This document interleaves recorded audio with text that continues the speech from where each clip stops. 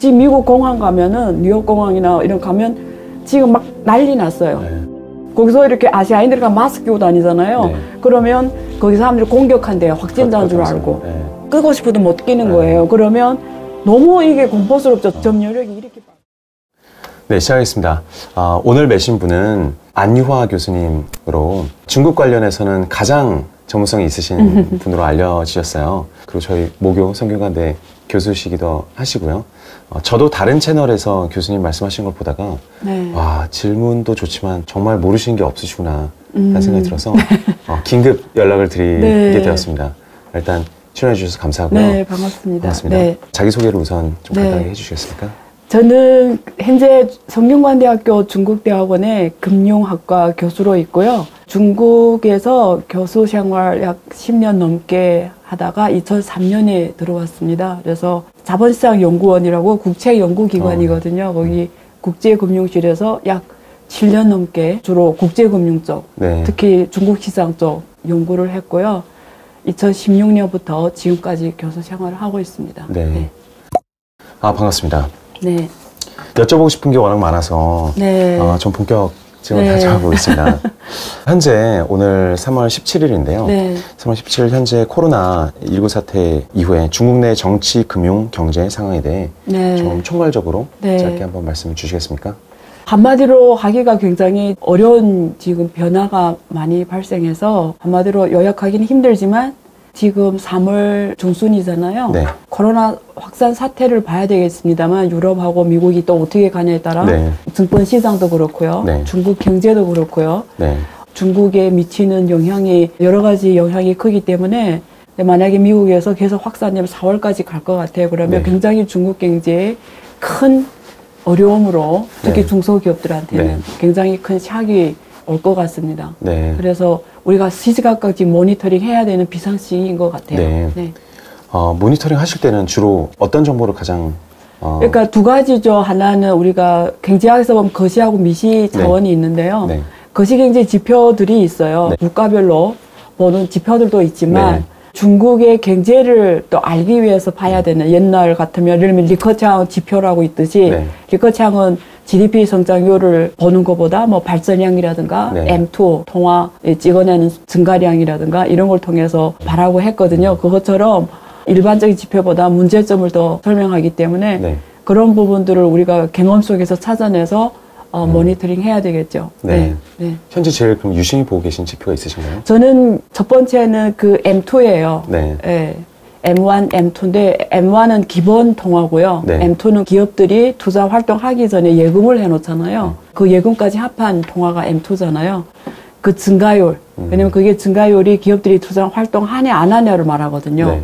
그래서 그게 어떻게 지금 가냐가 중요하고 그 다음에 지방정부의 재정수지 네. 급격하게 지금 악화되고 있어요. 네. 그러니까 예를 들면 1년 전에도 좋았다가 네. 올해부터 바로 마이너스 적자로 가는 상황. 네. 그 다음에 은행들이 NPR, 네. 부실 대출 비율 5대 국유은행은 안 봐도 돼요. 네. 5대 국유은행이라면 일반 사람들 모를 수도 있으니까 뭐 공상은행, 중국 네. 공상은행이라든가 중국은행. 네. 중국은행은 한국말하면 외환은행 같은 곳이었어요. 외환을 주로 다뤘거든요. 네. 근데 이름이 중국은행이에요. 헷갈릴 수 있는데 중국은행, 교통은행, 건설은행, 농업은행 이름을 들으면 산업별로 되어 있는 것 같죠. 실제는 네. 모든 걸 다 하거든요. 근데 네. 이게 중국의 국유은행이에요. 그래서 얘네들은 NPR 비율이라든가 뭐 여러 가지 BIS 자본 비율 다 보면 굉장히 건전해요. 네. 글로벌 톱 10 안에 들어가 있는 은행들이기 때문에. 근데 얘네들이 문제의 본질을 설명할 수 있는 건 아니고요. 네. 중국은 그 지방정부의 금융은 네. 지방은행들이 하거든요. 네. 상해면 상해은행이 있고요. 여기 부산은행이 있는 것처럼 그래서 상해 지역의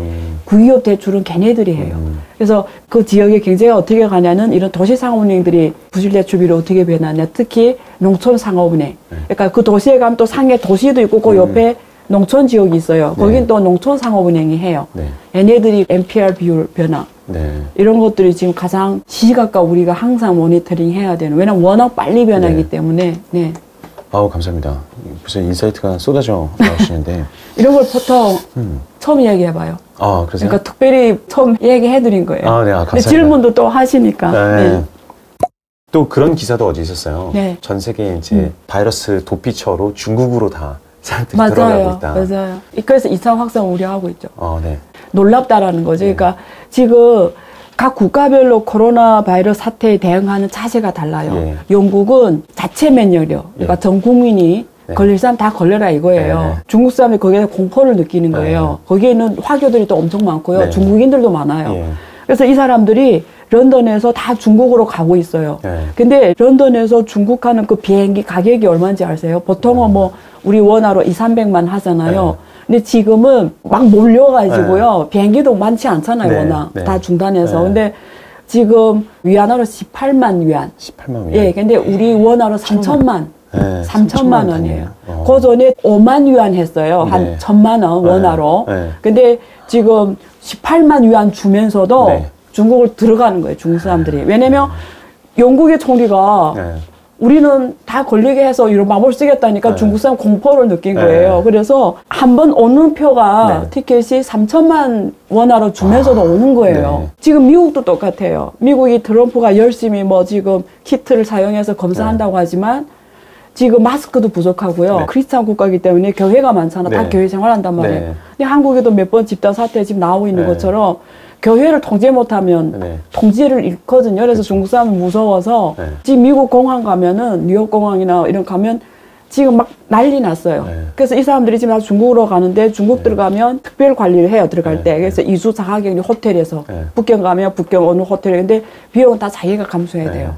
그 호텔 비용을. 근데 그럼에도 불구하고 다 들어가려고 해요. 지금 두려워서요. 그러니까 뷰가 사실 바뀐 거죠. 몇 년 전만 하더라도 중국인들도 중국보다는 해외가 안전해 이런 훨씬 선호하고 좋아했죠.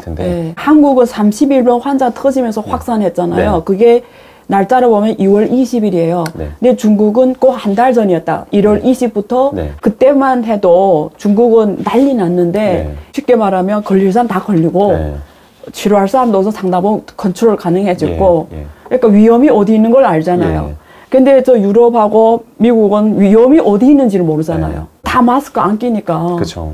거기서 이렇게 아시아인들이 마스크 끼고 다니잖아요.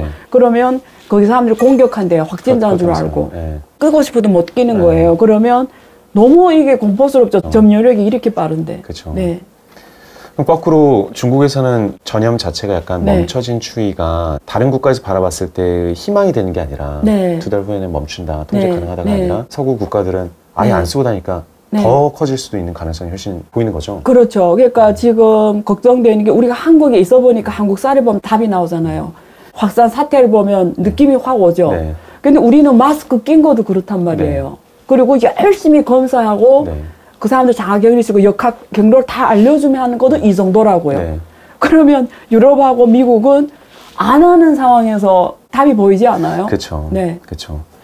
그럼 지금은 중국은 코로나 여파에서 일단 상당히 벗어나고 있다라고 해석해도 될까요? 아니죠. 근데 지금 중국이 우려되는 게 이제처럼 이렇게 해외에 있는 화교나 중국인들이 그 위험 지역에서 들어가면서 오는 2차 확산, 수입형 확진자가 들어올 수가 있다는 거고 그보다 더 두려운 게 있어요. 1월 20일부터 확 터지면서 시진핑 주석이 바이러스 통제냐, 무너지는 경제를 잡냐의 트레이드 오프, 이해상충 문제가 발생한 거예요.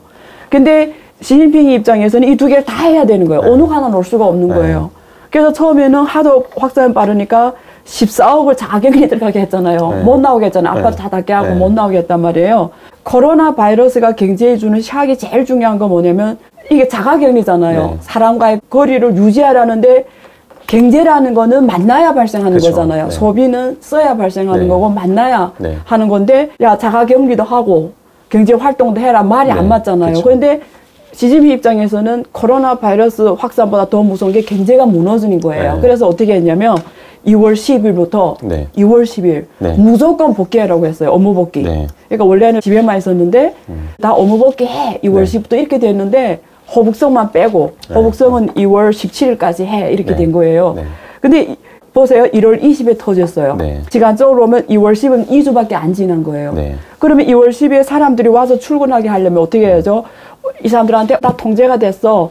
증가세가 줄어들고 있어. 추가 확산 많이 없어. 이런 안정감을 줘야 사람들 나온단 말이야. 출근하려고. 그래서 중국 데이터를 보면 허북성 빼고 네. 나머지 성씨는 1월 20일부터 확 확산됐다가 1월 30일 클라이막스 올라가다가 지금 한국의 확진자 증가수가 줄어드는 것처럼 네. 2월 초부터 줄어들기 시작해요. 확진자 증가수가 네.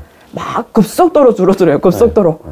그래서 2월 19일 때는 거의 뭐 통제되는 데이터를 보여주는 것처럼 보여요. 네. 그럼에도 사람들이 안 나온 거예요. 네. 업무 복귀율, 공장이 이렇게 전기를 켜고 이렇게 돌리는 업무 복귀율이 2월 말까지 지역별로 다 차이가 있고요. 산업별로 다 차이가 있는데 네.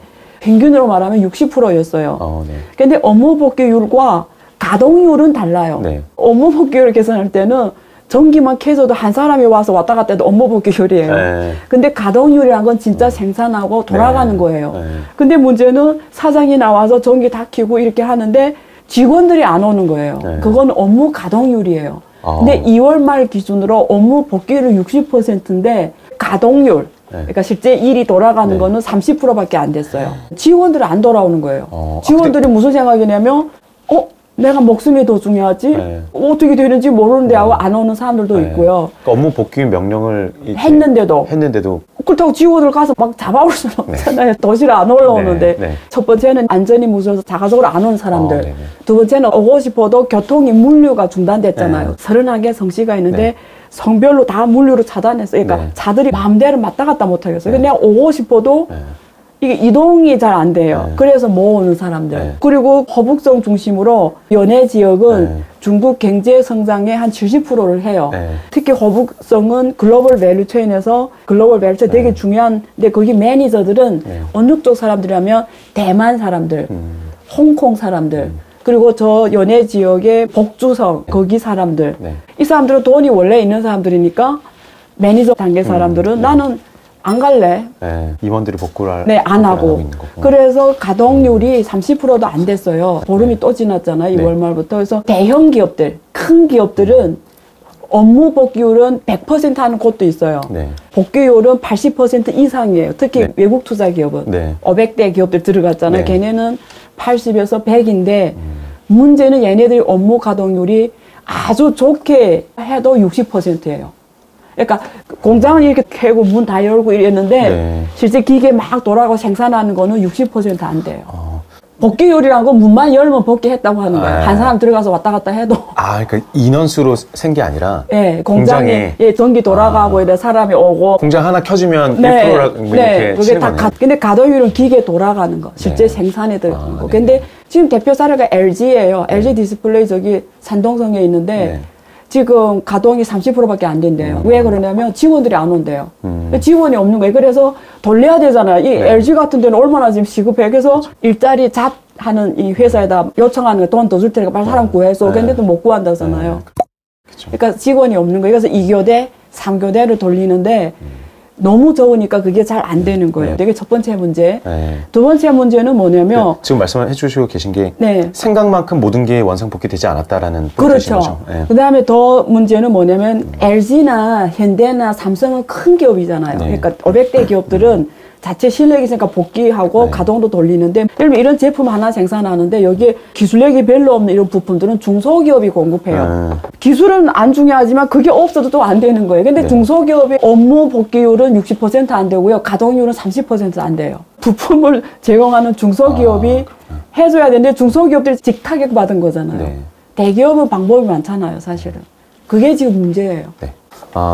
그래서 대기업은 오케이지만 중소기업들이 밸류체인이 얼마나 복잡하게 엮여 있는지 정확히 모르는 상황에서 중소기업들이 계속 망가지고 있는 그냥 이렇게 보시면 돼요. 그러니까 전 세계가 이제는 글로벌 밸류체인으로 다 연결돼 있어요. 그 핵심에 중국이 있는 거예요. 중국은 팩토리 기능으로서 핵심이 있고 미국은 하이밸류 쪽 R&D 이쪽으로 하고 한국하고 일본 같은 나라는 하이밸류 쪽하고 팩토리 중간에 있거든요. 디자인 뭐 이쪽. 그리고 낮은 단계는 이머징 국가 중심으로 주로 이런 부품을 제공하죠. 그러니까 전 세계가 다 연결되어 있어요. 특히 중국에 이런 중소기업이 많아요. 밸류체인의 중소기업이. 근데 얘네들 지금 가동률이 30%밖에 안 돼.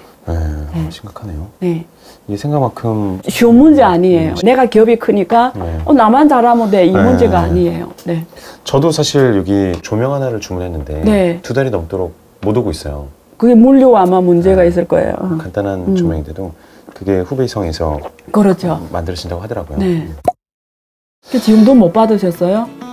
지금도 못 받고 중간에 전화 와서요. 네. 안 될 것 같다. 아, 정말요? 네. 포기했어요, 그래? 네. 그렇고. 취소했어요. 그 대표 사례가 되네. 네. 아주 작은 물건들인데 네. 구할 수가 없더라고요.